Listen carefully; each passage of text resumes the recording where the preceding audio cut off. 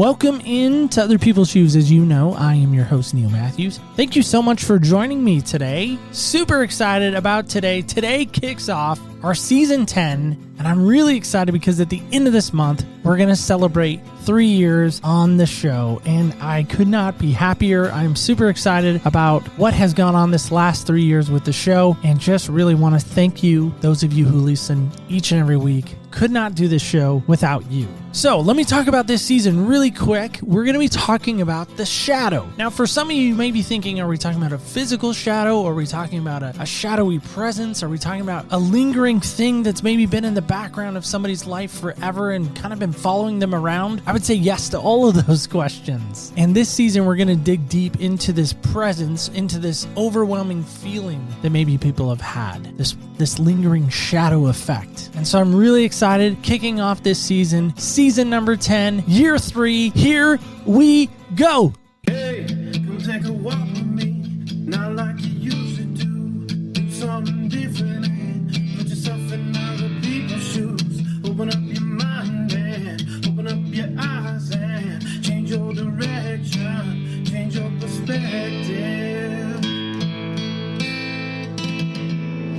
Welcome into Other People's Shoes. As you know, I am your host, Neil Matthews. Thank you so much for joining us today. By the way, if you haven't already, why have you not joined us over on the social medias? That, of course, being Facebook, Instagram, and Twitter. I do love to hang out on Instagram. So if you want to join me over there, come follow us, OPS Podcast Show under Instagram. Speaking of following people, today's guest is definitely someone you are going to want to follow. Let me introduce you to her right now. She is a licensed parent and family educator. She is also the co-host of Moms Better Together podcast. She is also a parent consultant, a certified teacher. She's also the co-founder of 1 Corinthians 13 Parenting Ministries. She's a national speaker. Oh, and did I mention she's also authored 6 parenting books? Help me welcome her in, Lori Wildenberg. Lori, how are you today? I'm good, Neil. It's great to be with you.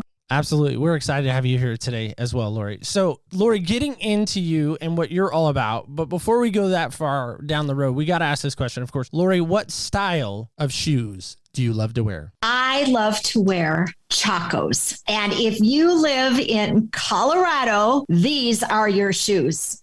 These are great hiking sandals, just hanging out and about. And they even provide, they're like sandals, right? They're awesome. They even give you a little support while you're hiking and a little bit of workout for those calves. So Chacos are my shoes, but now we're sort of moving into a little cooler weather. So I might have to change it up a bit. I love that you're showing the Chacos as well, by the way. Thank you for the visual. Because so many times, right, ladies in general, guys I can kind of get around, right? Because I'm a guy, I can kind of get around this. Like I can visually kind of see the shoes that we're wearing. But ladies, like they describe these heels sometimes, or these boots, or these what do they call them? Boot heels or something like, I don't know. My wife's going to correct me on that one, but I'm good with that. But they describe these shoes and I'm like, I almost have to Google image, like, what are you describing? Because I don't get it. And you had some visuals. Yeah. So being a visual guy that I am, thank you for that. And no heels. That's actually the best.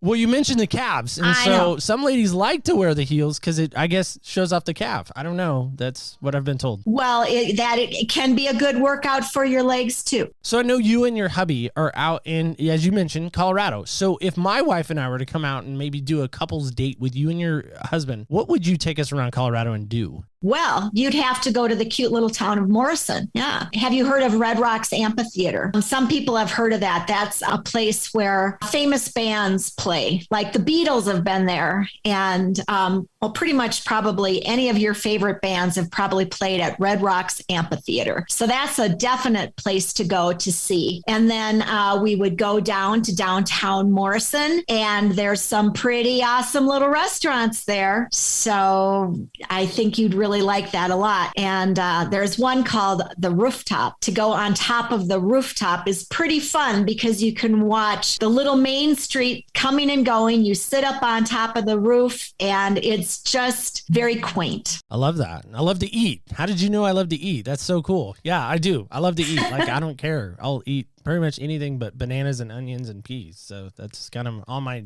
don't eat list. Well, we'd have to also, Neil, take in a little bit of hike at Mount Falcon. You'd have to get some chacos, though, Well, my probably. wife would. So She needs an excuse to buy another pair of shoes, Okay. I'm sure. So there it is. You guys think it's always me with the shoe issue? Really? No. It's my wife. Yeah. No. It's probably me also. A shared love. Yeah, but getting into your story. Now, I know you're a mom, and here's what I love about moms. I think moms have a greater insight to kids, to nurturing than dads do. Am I wrong on this, or maybe help me correct this? I think, generally speaking, I think you got it nailed down. But there are some dads that are super tuned in. Moms tend to be a little bit more tuned into the feelings sort of side, but not always. Dads can be pretty perceptive as well.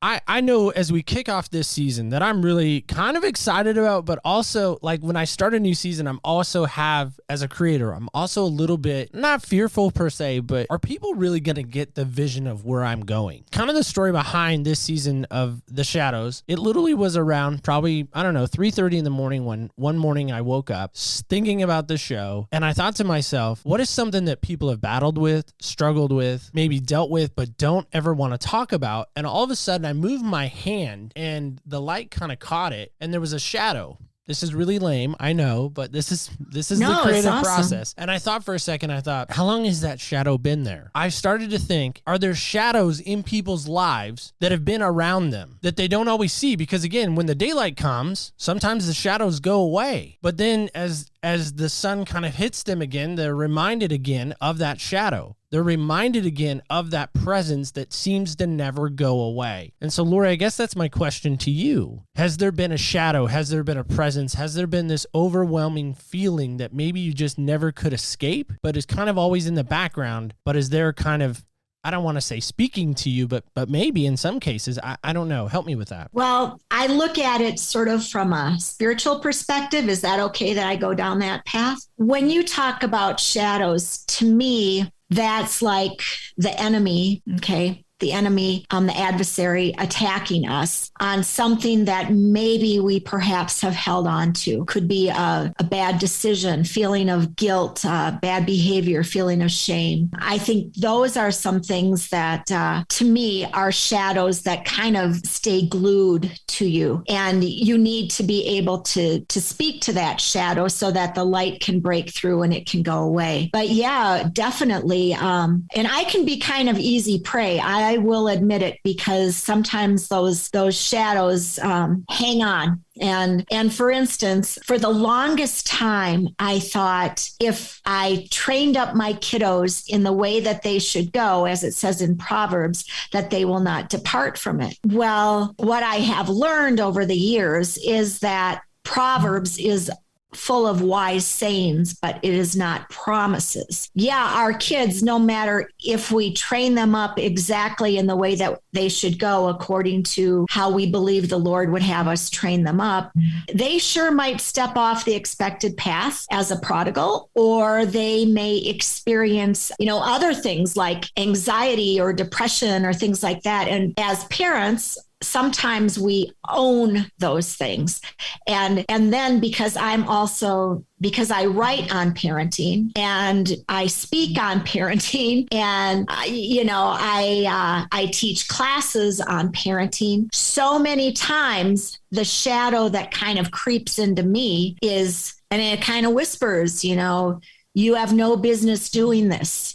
You have no business doing this because you're not perfect. You didn't parent perfectly. Your kids aren't perfect. They've struggled. Neil, what I've learned, that what dispels that shadow, because I first sometimes get sucked into it and like, yeah, that's true. But now I will say back to the shadow, that is true. I'm not perfect. And my perfect God can use me perfectly in my imperfection. And that's true. My kids aren't perfect. You know what? Heck, God's kids aren't perfect either. All we have to do is open up Genesis and see Adam and Eve in the perfect environment with the perfect father making some bad choices. So our humanness that actually draws us together, not someone's perfection. I think that actually puts a barrier. And that shadow is maybe a good reminder of, yeah, you're right. I am not. And that's okay, because that's why I'm being used. But let me ask this. As a mom, what breaks affects your heart with your kids? Oh, wow. That is a really good question. Well, I think I guess when they're hurting, there's a lot of things that, because we love so big, right? And then because you love so big, you hurt so big. When we watch our kids struggle, or when we watch them hurt, or, have difficulties with relationships, or struggle because perhaps they made a bad choice, that hurting is, it just hurts you. That old saying, like, this is going to hurt me more than it hurts you. Well, I kind of think it's right. Yeah, I just wonder, because I go back, I'm going to, if we can, in a sense, go back a little bit in your time, in your history, when you start writing the book, Messy Hope. Like, did you have that 3 a.m. moment, like kind of what I was describing a little bit at the onset of this creative moment comes to you? I mean, what led to writing the book? It's not a topic people want to talk about, right? It is kind of living in all reality in the shadow. No one wants to bring it into the light. It's kind of scary to bring it into the light. Parents don't know how to handle kids today. We're trying our very best. Let me tell you, as a parent of a 14-year-old going on 25, it feels like I don't know how to parent.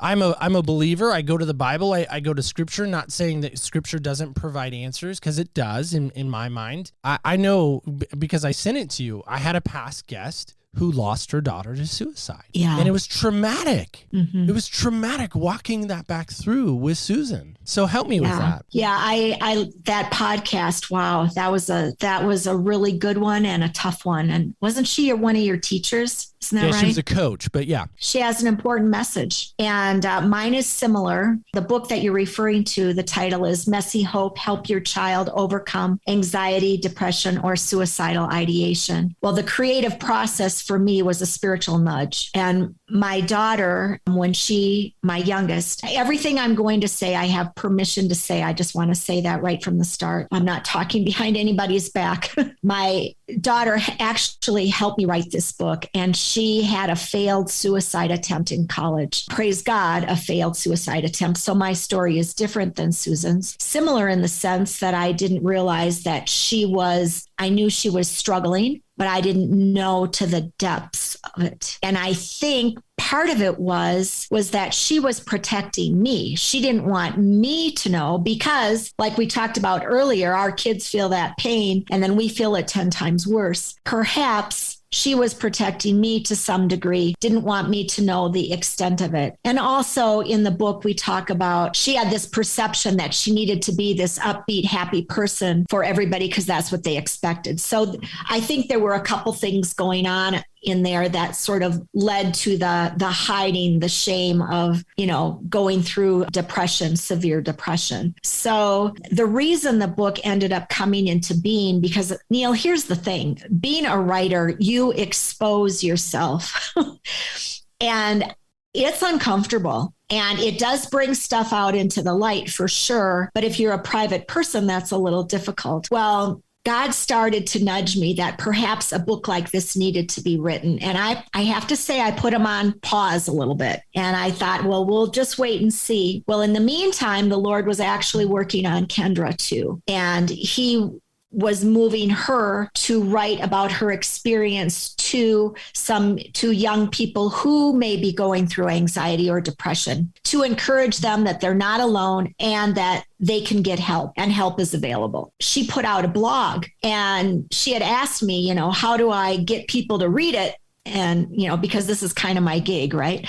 So I said, well, put it on Facebook and people will read it. Well, sure enough, people read it and it touched so many hearts. And then I thought, if she's ready, and this was like a couple years past her experience, if she's ready to do that, then perhaps she might be ready to help me and be ready for me to write a book about anxiety, depression, or suicidal ideation. And she was. And so I felt like that was the green light, so to speak. Here's the nudge. Here's that, as you would say, that creative moment that had now come to fruition. Now we're ready to go. And so the book has her story sprinkled throughout it, along with many other stories. And some of the stories, some are just about anxiety, some are just about depression. There's 125 ways to you tips to either help deal with or prevent these things. And so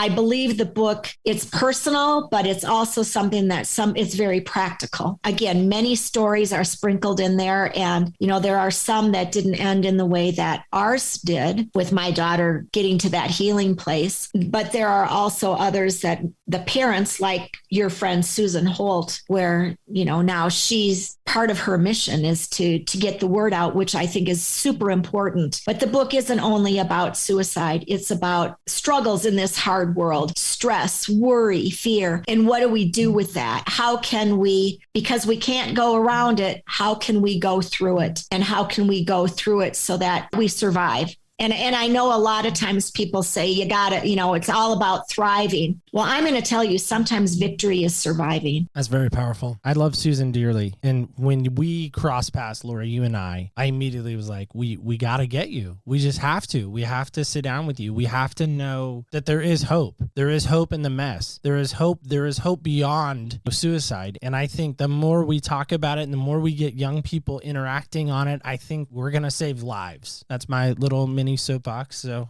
I'll jump off of it now. I want to take a moment with you if you can. You've lived in Colorado. Did you live in Colorado in 99? Do you remember? We moved here in 99. Okay. Yeah. Yes. So in Littleton, yes, I know where you're going. Yeah. You might remember in Littleton, Colorado, right? Yeah. Not that far from you. We hadn't actually moved here yet. And I was watching the news. But you knew you were going to be in that community. Oh my gosh. This is where we're moving. And the house that we are having built is right by Littleton. I was like, whoa. Part of my ministry story really is coming out of Littleton, Colorado, because I was a senior all the way out here in Oregon. I was a senior. Yep.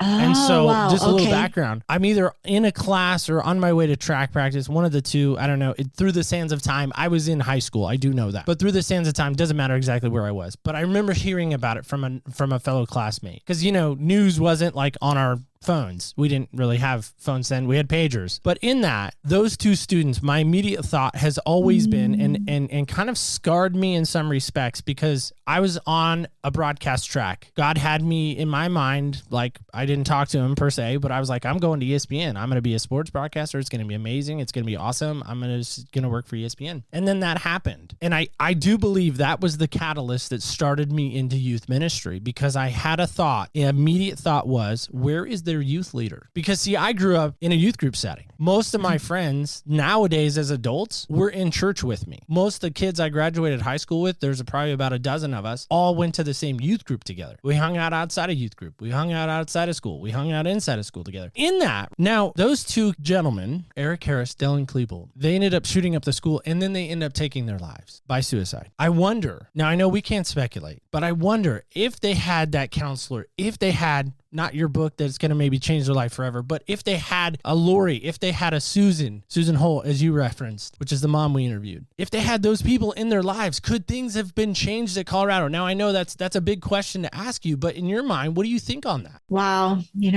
I don't know. That's the best answer I can give you. I don't know. What I do know is we can positively impact our kids. Now, we can't prevent everything, but we can definitely positively impact and influence. And there are certain things that we can do that will make a great difference. And, what a tragedy all the way around the whole Columbine thing. And yeah, my son went to Columbine, not during that time. He was in elementary school when this occurred. We can't prevent everything, but there are certain things, just like a seatbelt, right? You can put your seatbelt on in a car, but you may not prevent an accident. It's something that's positive prevention in terms of getting hurt. So I think if we can get those seatbelts, like Messy Hope, help your child overcome anxiety, depression, or suicidal ideation. I think that those are great tools, like a seatbelt is a tool that parents can use to really help their kids. It can't prevent everything, but we sure want to try.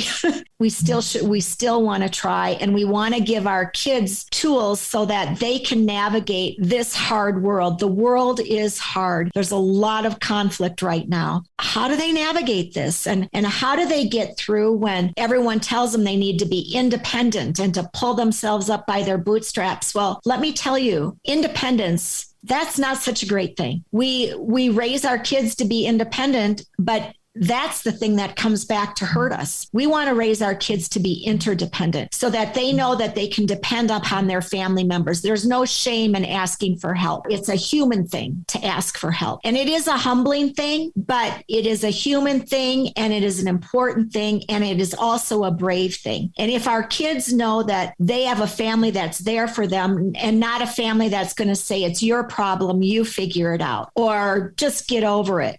These are things that I call hope busters in my book. We can build hope by being a helper, or we can bust hope by saying, that's your problem, you figure it out. Or say, even being dismissive, like, oh, that's not so bad. Or it could be worse. Well, of course, anything could be worse.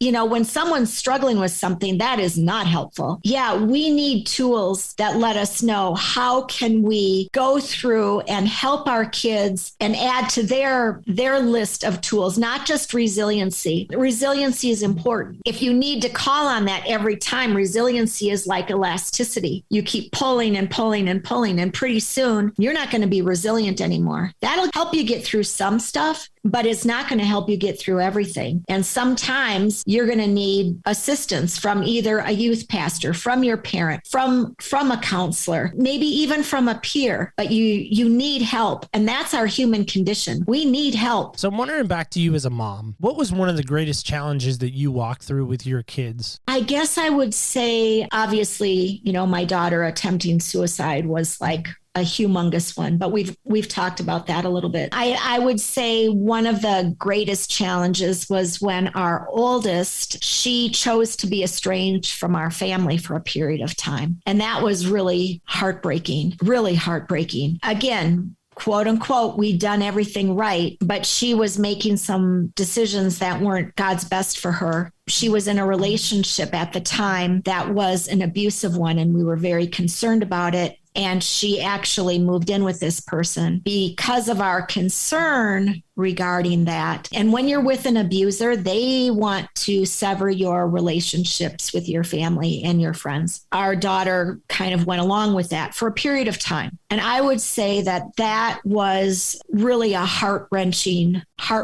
time. And there were moments where we didn't even know where she lived. It was terrible, Neil, but I knew where she worked.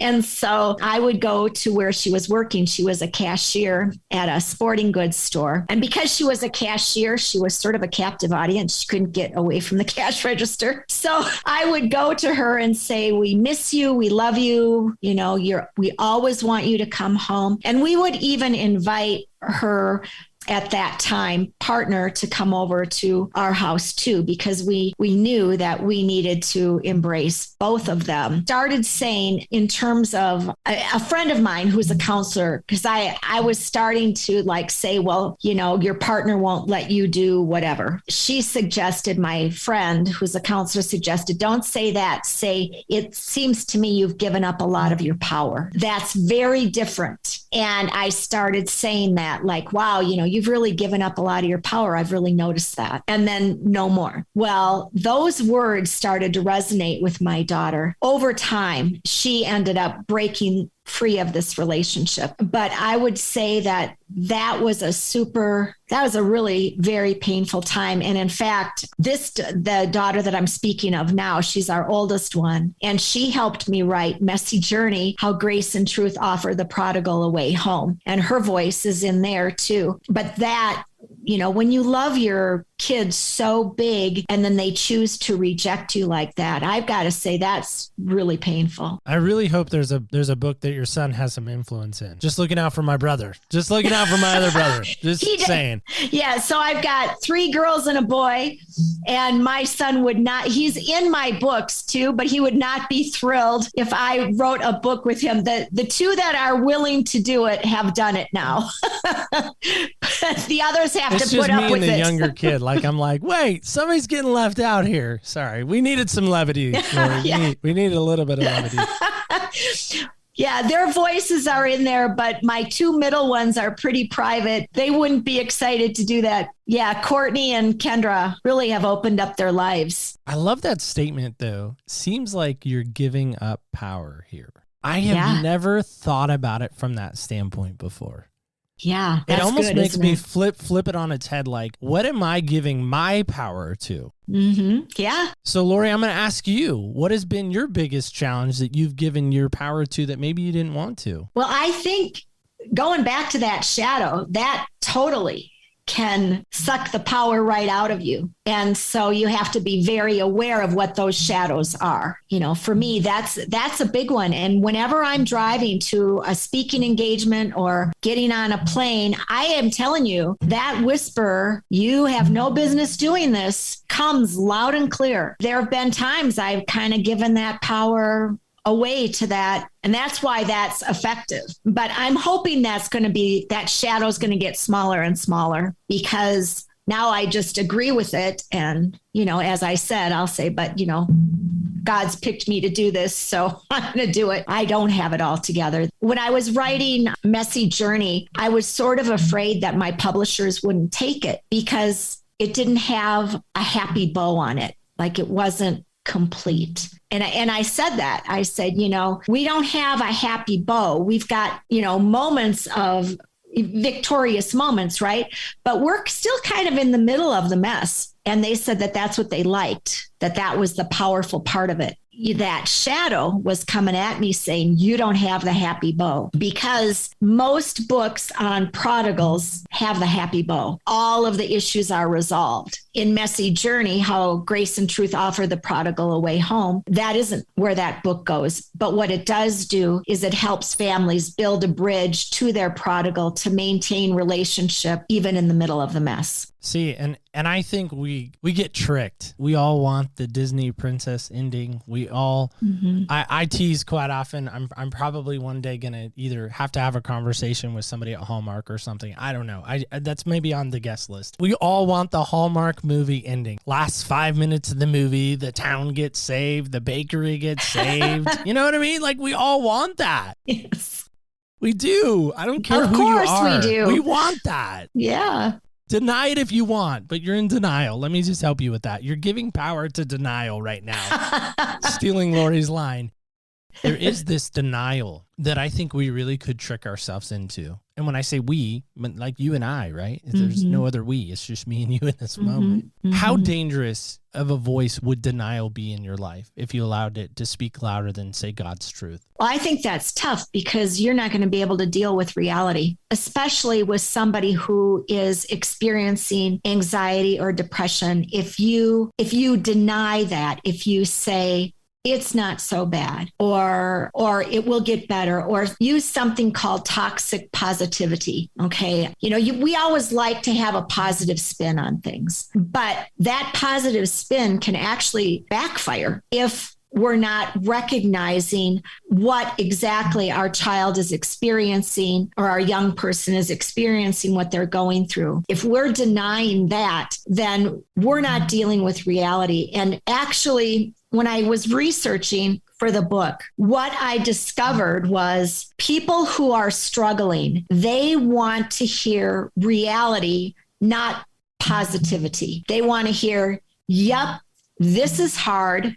This is really hard. And it might be hard for a season, yet it only lasts a season. If you can speak to the reality with a hopeful voice, but definitely speak to the reality, then you're going to get a lot further than just speaking some positive platitudes where whoever is struggling is going to just feel like they haven't been heard and just completely feel they're being dismissed, and they won't come to you again. They'll feel like you don't understand, you have no empathy, you've never walked in their shoes, as you might say. And our kids need to know that we have struggled with things too, and not to take over the conversation, but to share in that. In Messy Journey, one young person that I interviewed who was a prodigal, and he said that he really didn't feel like he ever really knew his parents because they never shared their struggles with him. And he was someone who had gone through an alcoholic and a drug addict and was very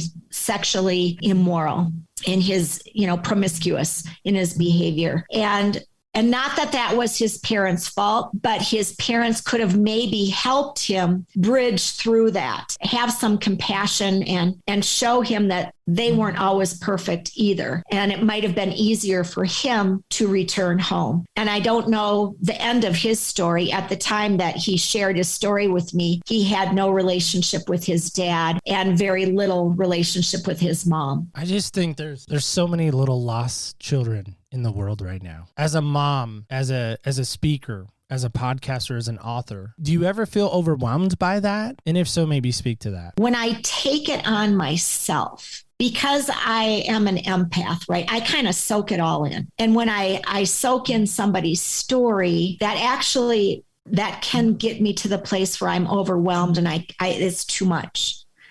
What God is teaching me is the empathy is very important, and to be able to share that feeling, fully own it, that will make me less effective for the kingdom. And I need to take that big old burden, which is actually an honor to carry, right? If someone shares something with you, that is a blessing. It's an honor. But then to take that and hold my hands open, and at the end of the day or at the end of the speaking engagement or before I go to sleep, to open my hands and say, Lord, this really belongs to you. This is yours. When I can do that, and sometimes I can't, I mean, it can wipe me out. But when I can do it and I do it well and I do it right and I release that burden to the Lord, then I'm ready for the next person, for the next speaking engagement, for the next story that I'm going to hear. Because what I've found is when I come and speak on hope or speak on prodigals, people will come up to me afterward or contact me after a podcast and say, hey, I heard that and let me tell you what's going on with me. They usually want to share their story. Again, I have compassion for that. And I think that's important. But I also think it's important to then later release that so that you can be there for whomever God puts in front of you the next time. That's why I really love the starfish story. It's one of my favorites of all time because of that reason, right? Mm-hmm. It's the next starfish. It's, I'm going to save this one. Mm-hmm. Well, might not be able to save them all, but I'm going to make a difference with this one. I just think that's so powerful in what you're saying. So totally agree. So Lori, as we begin to wrap up, how can people, if they're dealing with teenagers, which, hello, who in this world is not on some level dealing with a teenager, whether it be your grandkid or maybe it's your adopted kid or who knows what. But if someone's hearing you right now and they want to get a copy of the book, they want to get it in their hand, they want to know more about how to help these kids that are walking through this dangerous minefield that we call life, how can they do that? Where can they go to pick that up? Oh, thanks for asking. There's a number of places. If you're looking for whatever book that I've written, either on hope or prodigals or any of them, you can go to my website, LoriWildenberg.com, LoriWildenberg.com, and then look under the resources tab or the books tab. I forget what it's under, resources or books, and you can find it. Also, really at any brick and mortar store, the Messy Hope book has just recently come out. It may not be on the shelves yet. If it's not, you can always ask the salespeople that they can order it for you. Or you can, of course, we all know about Amazon and our favorite online places to get books. It's available on, I would say, probably any online venue that you would want to go to. So Messy Hope, help your child overcome anxiety, depression, or suicidal ideation. Lori, not to correct you, but you did forget one place. Is it going to be? You did. It's okay. It's all right. I'll help you. Okay. So it is also going to be on opspodcast.com. Oh, good. Okay. I didn't want to make an assumption. Under books that we love, not at the tippy top, but towards the top. Towards the top. 2 books are reserved for the tippy top. No. A lot of money needs to come in for the tippy top to move down. But no, we will have it on our website as well. So if you're interested in that, you didn't get all that jotted down, awesome. You can definitely jump on over to opspodcast.com. It's our way of saying thank you to our fellow authors that have come on to share their works. That's nice. Lori, but being a mom who has a son, I'm guessing you and your girls, they were probably pretty competitive, right? They all kind of had their own thing. But are you competitive? Like, do you want to win? Like, are you a winner in life? I would say my husband is competitive. All right. And I don't care that much. Like, it's a win. If I win, it's fine. We just like to play a game at the end of our show. It's called Senseless, so it's just kind of a fun way to end the show. So I wanted to play that game with you right now. So I know you're not a sports fan, but there is a lot of North Carolina stuff around. As you can see, the famous North Carolina Cup is making its guest appearance on the show. So here we go. I'm going to roll on your behalf. Senseless, just fun. All right, here we go. Ooh, I love it when this number comes up. So here it is. You can see that there. 6. Number 6. Yep, 6. Right. So here's a fun question for you. I feel like this should be a good question. I don't know. It's almost like the die knew what we've been talking about. So kind of scary. But here we go. You get to have a meal. Now, as a mom, I'm guessing you probably cook every now and then, right? I'm wondering when I'm going to be done with that. Well, there's that. I know we just came off the holiday, so you probably made a lot of holiday treats, I'm guessing, and maybe Thanksgiving and food and all kinds of stuff. So I'm guessing Lori's a pretty good cook. Maybe Lori wants to have somebody else cook for her. So you can have a meal. So that being breakfast, lunch, dinner, brunch, maybe a snack time, by the steps, eating goldfish crackers. Sorry, flashing back to preschool. But you get to have a meal with somebody, dead or alive. Who's it going to be? Oh, gosh. A meal with someone that I can choose. Corrie ten Boom for sure. Okay, where are you going to take Corrie ten Boom? For those that don't know, she's a famous missionary. So yeah, there you go. And she's got there's a book called The Hiding Place, which you definitely need to read. It's the most impactful book, I believe, next to the Bible, after the Bible. Where would Corrie and I go? Well, I think we're going to the rooftop in Morrison. Nice and casual. Right. Don't take her on a hike. Maybe she'd like to hike. I don't know. I think we'll go to the rooftop. Okay. So if you could sit down and ask Corrie ten Boom anything, what do you think you would ask her? Oh, gosh. Because she's now passed. Yes, she has. She's long passed. Mm-hmm. But what would you ask her if you could ask her anything? That's a I know, challenging question, but you get a meal. So, but let me be the fly on the shoulder, or like, I hate to say shadow because we've been talking about it in a negative connotation, but let me just vicariously live through you as you have this meal, if that makes sense. What was the best advice her father gave her? I would say that would be my question. Yeah, because Daddy played a big role in her life. Mm-hmm. Yeah, I do know that about her. I don't know much, but I do know that about her. So yeah, that's a solid pick. Whoa. That's a good one. Yeah, it is. Most people are like, Jesus. I'm like, stop it. That's not the answer I was looking for. But Corrie not that ten I'm ever Boom. looking for an answer. But that's awesome. All right. So, Lori, you're awesome. You're fantastic. Thank you so much for coming on today. Okay. Thanks so much, Neil. So, guys and gals, kids and campers alike. Now, listen. I got to be honest with you here. I remember in middle school, I was at a winter camp, and I broke a hairbrush while I was digging in the snow because I didn't want to be in worship. I didn't want to have anything to do with the youth group setting that was going on at this winter camp. And I remember in that moment feeling like nobody loved me, nobody cared. It was a very Eeyore moment. And I remember thinking to myself, maybe even praying it out loud in some respects. I remember even thinking, God, if you wanted to take my life right now, I would be fine with it because there's nobody left to live for. And I was in middle school and there was nobody left to live for. And there was this guy named Kevin Hempfield. I'm going to drop first and last. I don't know where he is. Sands of time have come and we've lost track. But I remember Kevin Hempfield coming out to me. He's an EMT for a little community of Tiller, Oregon.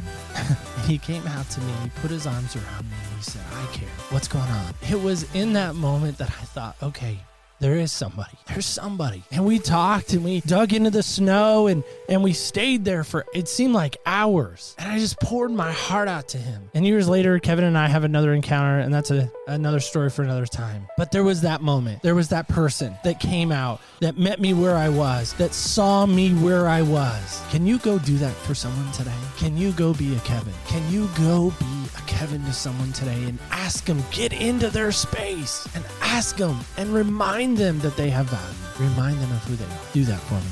Would you? All right. So as we wrap up today, don't ever forget this. Don't ever forget at all. Remember, when you walk in other people's shoes, you really do get a different perspective on life. Thank you so much for listening, and stay tuned till next week when we walk in other people's shoes.